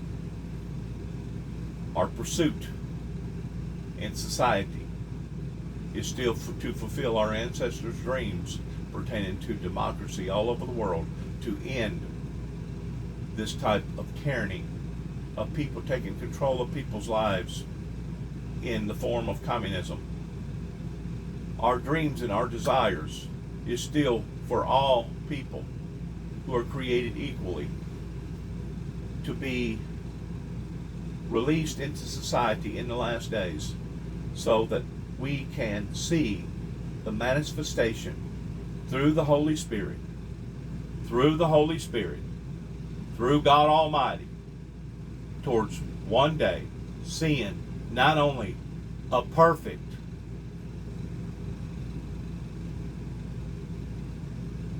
political system in regards to the republic, but that we will be that in which what God truly desired for us to be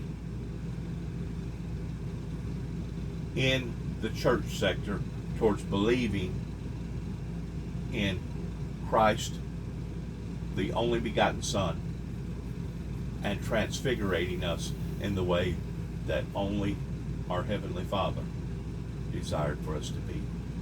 Thanks again, and shalom.